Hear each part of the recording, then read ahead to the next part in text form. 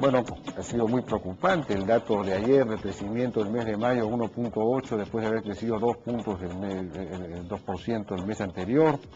En fin, esto no lo veíamos hace muchos años y estamos saliendo pues del paraíso en buena cuenta.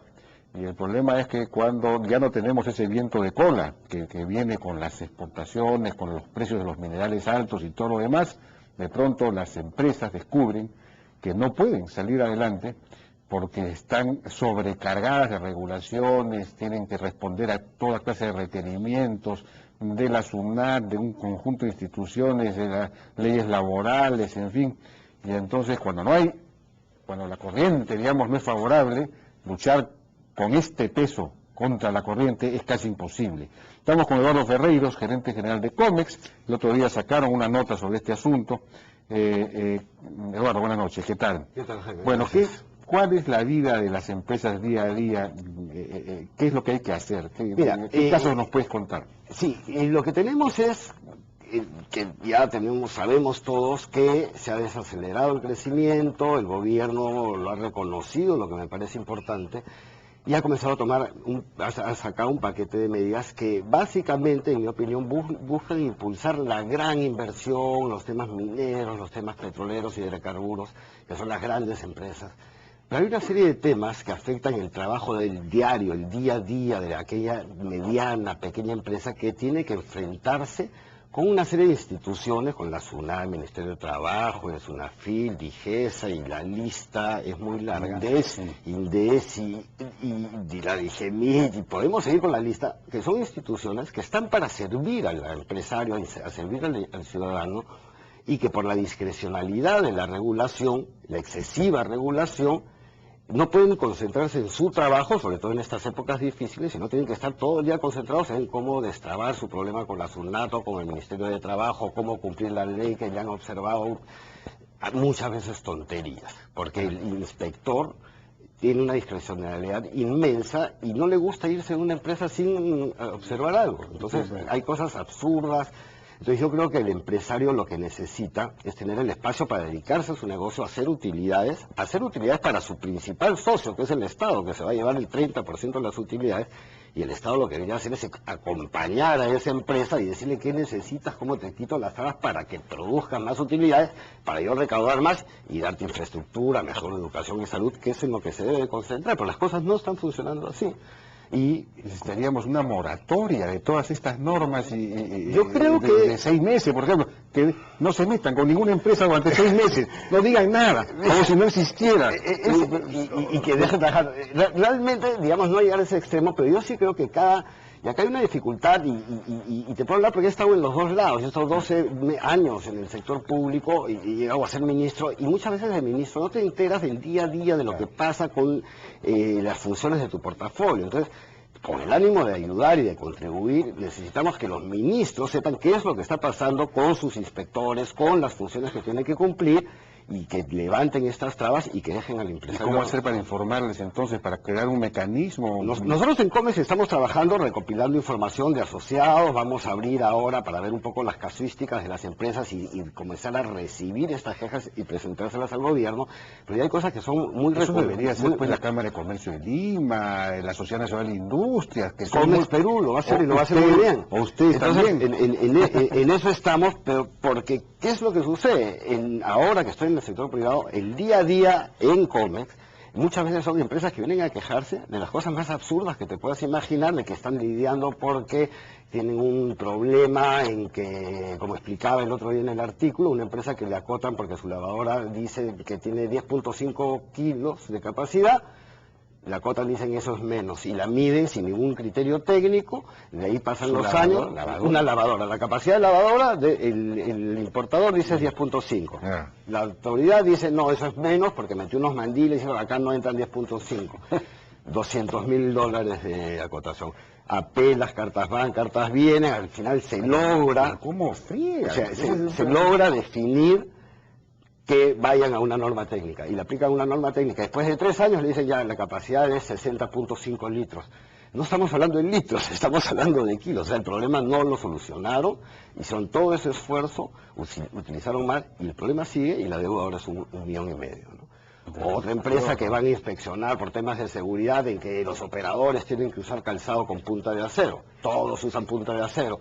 Entonces, se pagan a la parte administrativa, no la secretaria, la vendedora, no tiene, y quiere, entonces te acotan. Entonces, ese día a día es bien complicado. Entonces, ¿qué es lo que nosotros proponemos? O sea, no solamente dar esto en forma de queja, sino proponer una solución. En el caso de INDECI, por ejemplo, las certificaciones, necesitas INDECI que se certifique para tener la licencia de funcionamiento. Entonces, va a INDECI, no va a tiempo, no te dan las inspecciones, estás sin acotaciones, regresan a los 6 meses. Porque esas cosas las tiene que hacer siempre el Estado. La SUNAT está ajustando a las empresas para que paguen sus impuestos y no está dando los servicios, el gobierno, que merecen las empresas que están pagando sus impuestos. Entonces, si INDECI no es capaz de ofrecer ese servicio que el empresario tiene, si DIGESA no tiene las capacidades, ¿por qué no terciarizar eso? ¿Por qué no es el sector privado, por ejemplo, el que pudiera certificar que esta empresa sí cumple con todas las cosas de seguridad, en 2 días resuelto el problema y sigues con tu vida adelante, concentrándote en cómo tener más utilidad, cómo ganar más clientes, cómo tener más mercados, cómo ser más eficiente? Lo que pasa es que hay requerimientos que son absurdos. El otro día me decían que las farmacias, por ejemplo, dicho sea de paso, el sector farmacéutico va a crecer menos este año, se va a decrecer por la cantidad de regulaciones que se han puesto en los últimos años. Y una de ellas, por ejemplo, es que cada farmacia, todas las farmacias tienen que tener una inspección de INDECI precisamente cada 2 años. Una nueva, hay que renovar la licencia de INDECI cada 2 años. Entonces es una cosa absurda, es como pues yo tuviese que presentar mi partida de nacimiento cada 2 años. Es una... Claro, naciste tal día y no vas a cambiar esa fecha de nacimiento. Sí, sí, entonces INDECI tiene que revisar 12.000 farmacias cada 2 años, es una... Claro, y eso quién financia, por un lado, con los impuestos que estamos tratando de tener más impuestos con más utilidades, pero tenemos una serie de inspectores que son pagados para que hagan este trabajo, no lo hacen bien, no lo hacen a tiempo, y cuando van, son cosas absurdas, que los focos quemados no te doy la autorización. Cuando te podrían decir, te doy la autorización, te observo esto, los tienes que cambiar, y sigues con tu vida para adelante. El problema es cuando tú tienes que necesitar certificaciones para sacar un producto en el mercado, cuando tienes que certificar que tu instalación está en condiciones, el Estado no me está brindando ese servicio. Cada vez me está apretando más para que pague más impuestos y no me está dando el servicio. Los registros, por ejemplo, los registros en el sector salud parece que sean también, es una cosa ya complicadísima. Sí, con tonterías, vas a registrar un medicamento y en el formulario se puso 1.5% y en otro formulario 1,5. 1.5 es lo mismo que 1,5. No coincide, no te doy la autorización, otra vez seguir con un trámite y te envuelves en una burocracia que es infernal. Entonces, ¿cómo solucionar eso? ¿Cómo? Cada ministro tiene que ver cuáles son las funciones de su despacho, pero si yo estuviera en alguno de estos ministerios en este momento, ver qué cosa puedo dejar de hacer yo y se lo paso que lo haga el sector privado. En Chile hay muchas de estas operaciones en que certificadoras, sector privado, uno está dispuesto inclusive a pagar un poco más, pero que vayan, te inspeccionen, te den tu certificado y sigue con tu vida y concéntrate en tu negocio y hacer utilidades. Porque más utilidades, mi socio gobierno, mi socio SUNAT, va a tener mayores ingresos. Claro, ahora debería tener un mecanismo el Estado, los ministerios, para ponerse en los pies de las empresas, ¿no? Y, digamos, tener un quintacolumnista, un espía, no una persona que haga trabajo de campo, digamos, en una empresa, para sentir desde adentro la presión del Estado. Claro, y también consultar un poco más con los gremios, ¿no? Porque todas esas medidas que han salido no son consultadas, entonces los gremios reaccionamos a este paquete, y yo felicito que se hayan tomado medidas incompletas, insuficientes, pero básicamente, como te digo, para solucionar las trabas de las grandes inversiones, pero el día a día del pequeño empresario, del mediano, de las empresas. Por ejemplo, las empresas hacen el trabajo de la SUNAT, tienen que recaudar para la SUNAT.